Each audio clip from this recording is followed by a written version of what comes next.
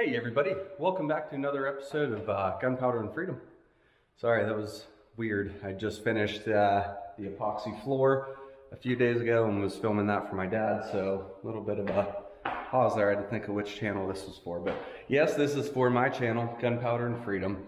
As you can see, we're kind of getting the garage put together and configured how we'd like. We got the sweeper up by the garage door for our vehicles. I did get my workbench built over the weekend here, so that's really nice to have a place that I can actually work off of. And you know, as you can see, it's kind of starting to gather some clutter, but in my defense, I just brought that box up. Anyways, on to today's project. Starting to finish this really nice piece of maple for my office desk. Since we are moving my office up into the garage here, we're going to turn that room into the playroom for the girls. And yeah, let me flip this camera on and I'll show you guys what we have going on. So building my workbench, it wasn't really something that I wanted to film. It was just going to be, you know, a few 2x4s. We had to notch out from my refrigerator so that when we have friends over to watch the game or, you know, whatever, you know, we have some nice cool beverages. So nothing too crazy there. Again, that's why I didn't really film it. However, this was going to be another project that was supposed to be really simple, but it's kind of escalated. We milled this log was sitting up at the shop for the better part of 6 or 7 months. So in my opinion, it was pretty well seasoned. It was a big log. We milled it down. That lumber sat there for a few weeks, and then decided to go ahead and bring this piece down for these cabinets. Oh, excuse me. I ended up getting these cabinets on sale at Home Depot. This cabinet and this cabinet were marked down from $50 each to $9 each. And this drawer cabinet was marked down from $250 to $20. So naturally I snatched those up and I thought, well, I'll use these somewhere. So I saved a ton of money with that. And then I was going to do a desktop that had, it's a lot to explain, ended up deciding to go with this really nice piece of 3-inch thick maple. The problem is that because these are kitchen cabinets, they are a little bit on the taller side. Pairing that with a really thick desktop, I don't think my office chair is gonna quite cut it. So what we're doing now is I spent the last few days sanding this top, so it is pretty smooth. If you can see it, I left right here in that knot. I did leave a couple mill marks. I really like the looks of those. I think it just kind of adds a lot of character to it. But first things first, I need to trim these cabinets. I'm going to take off as much as my saw will allow me on the front here, and then we'll just trace that back, lower these.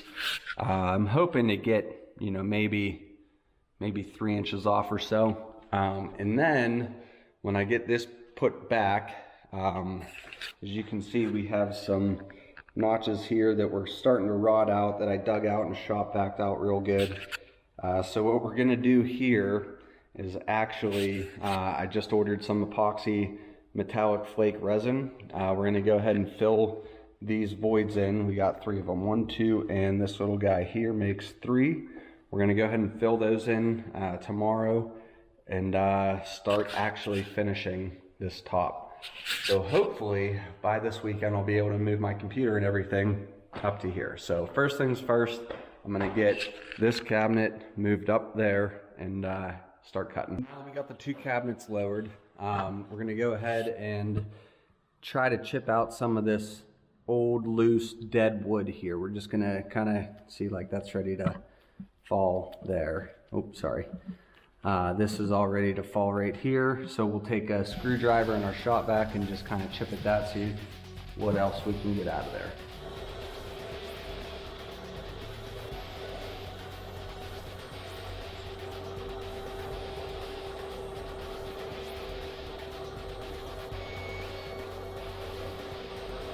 Okay, so that crack did open up the whole way through. Got a lot of that, pretty much all of that dead wood out of there. So now what I'm gonna do is I'm gonna tape everything off nice and tight And then I'm gonna run up to our shop and grab some of our epoxy sealer that we have up there. And right now we're just gonna use clear.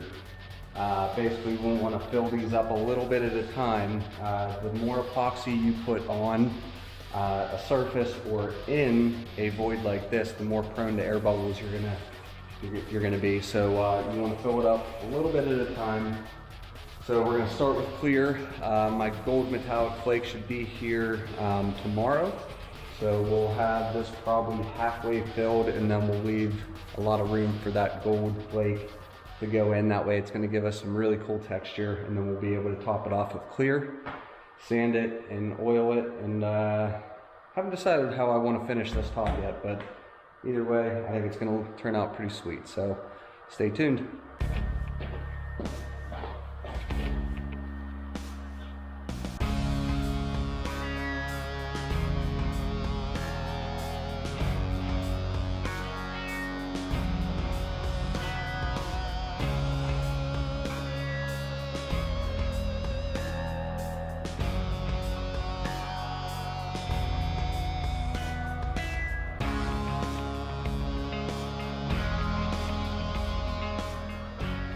So basically what I'm checking for with my flashlight is trying to shine through this tape to give me an indication on how much epoxy I already have in there. And it looks like we're not even to the point where it's starting to fill up this opening, which is good because it's working its way down underneath and really sealing that crack up. So we'll just kind of keep dumping it in slow and see how far this round gets us.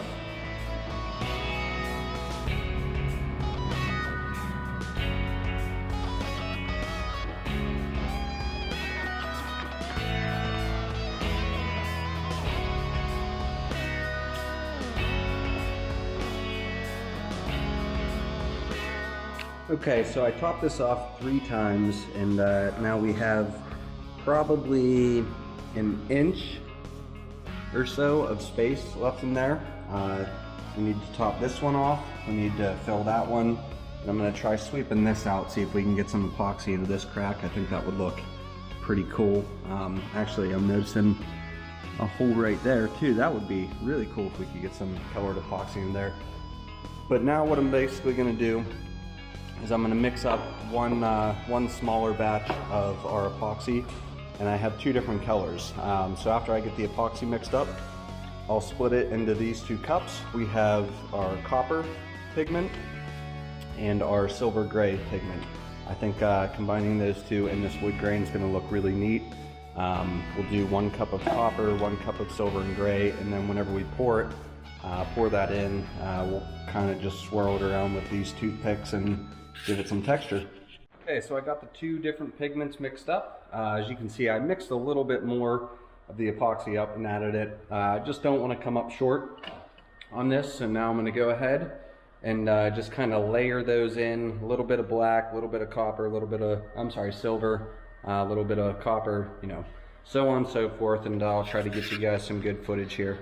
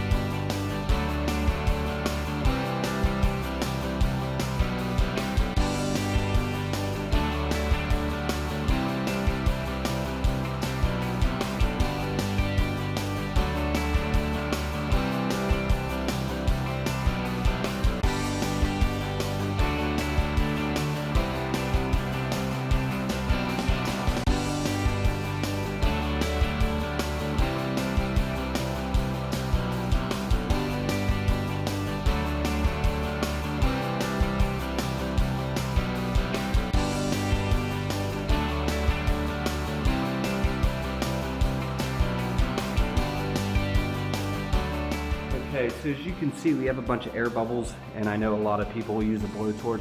I forgot my blowtorch up at my garage, so we're just gonna use a regular lighter.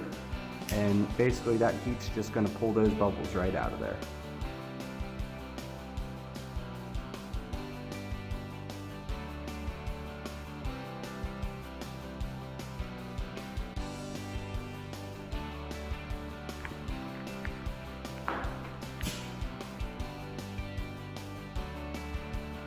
So now I'm seeing a lot of copper through here. Maybe, I think I'm going to just try to add a very small ribbon, maybe even up here, of the silver, just to try to bring a little bit more of that out.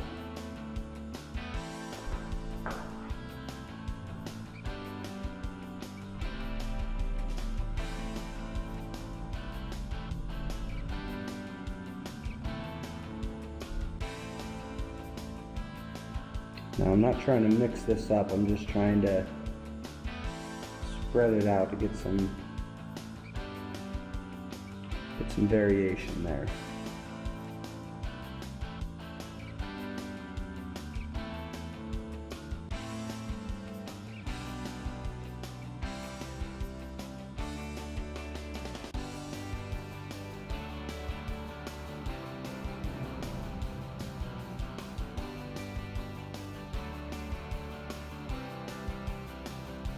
Alright, so now that all the air bubbles have been lifted out of it with our lighter and everything's settling in there really nice, you can really start to see, sorry, I'm trying to get you a good, there we go. You can really see the variation of the copper and the silver, how it just kind of, it doesn't really separate, but just minimal movements with that toothpick really kind of helps to mix it and just get it to kind of intertwine with each other really nice. So I'm really happy with the way this is going, and in case anybody is wondering, this is the first time I've done this, but just based off of the recent training I got with this epoxy floor. If you guys missed that, you can check out the prepping video on my channel, or you can check out the actual finishing video over on my dad's channel. But you know, I learned the way to kind of work with epoxy when it is actually your actual finish. There is a technique to it. I learned that then, as well as just kind of messing with the epoxy sealers that we've been using over the years for our concrete countertops. There is a certain way you need to do that. So just kind of going off of those two things, as well as watching a couple videos on YouTube, I feel very confident in my ability to you know, make that look nice, especially for my office desk. Not something that a whole lot of people will see, but you know, for me, I think it's going to look pretty neat. I have grown up woodworking in my dad's shop with him, learning a lot, just working next to him, building cabinets and like little cabinetry, shelves, wine cabinets and racks. So I am no stranger to you know, to that kind of work. So yeah, I don't know, I think it's going to turn out neat. So now we're going to give it it's definitely the overnight. We want it to be really nice and hard before we start sanding it. It's still a little tacky. It's just going to pull. It's not going to sand nice. So that's why I'm not overly concerned about the little bit of splatter and drop, you know, my drops that kind of went everywhere. Those are all going to get sanded down. So after that's nice and sanded, then we'll go ahead and get this top finished and put back on my cabinets. And hopefully those aren't too tall still, because I don't really know how much more I could take off them. So we'll see you guys here in a little bit. All right, so it's now the following day, later afternoon. This epoxy is nice and hard now, so I can go ahead and start sanding this all down to reveal the final product. So I'm gonna go ahead and get the camera set up on time lapse and enjoy.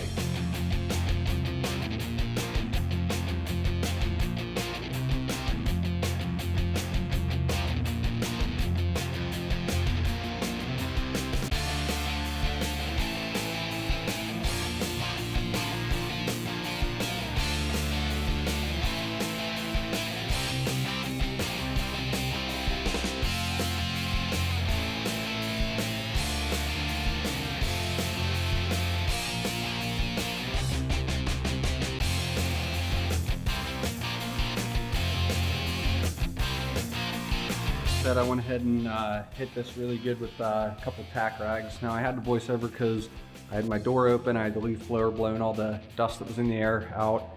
Not only that, but then I went ahead and I laid some plywood down, just stuff to protect the floor, because I am about to start epoxying this top. Now, one thing I'm really anxious to see is how much color gets pulled out whenever we epoxy this. Right now it looks pretty scuffed up, but as soon as you epoxy or seal or oil, whatever you're gonna do, whenever you do that on top of those areas, it's gonna bring that right to life. So I'm gonna go ahead and get my stuff mixed up and hit this with a tack rag one more time. Let's get it sealed.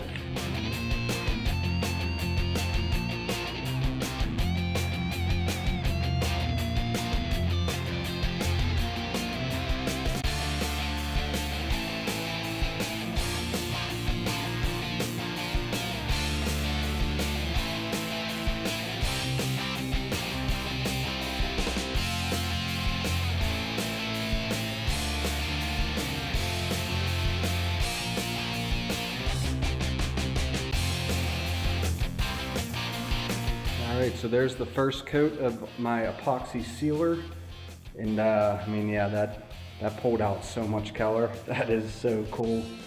And as you can see, where I filled in these openings with that metallic looking epoxy, man, this camera isn't doing this justice.